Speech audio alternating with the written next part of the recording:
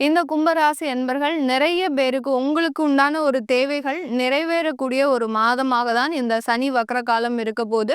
இந்த டாரட் பிரசன்னத்துல பார்த்தீங்கன்னா, கும்பராசி பெண்கள் நிறைய பேர் பார்த்தீங்கன்னா, தனிமையில விடப்பட்ட ஒரு பெண்களாக தான் இருக்கிறாங்க. எந்த நேரத்துல நம்ம திருமணமாகி வந்தோமோ தெரியல. இப்படி நம்மளால எந்த விதமான அங்க அவமானம் அது அடுத்து பார்த்தீங்கன்னா, தேவையில்லாத ஒரு பழி சொல் இந்த மாதிரிலாம் நிறைய ஒரு இப்பதான் திருமணமாகி ஒரு 6 மாசம் தான் ஆகும்.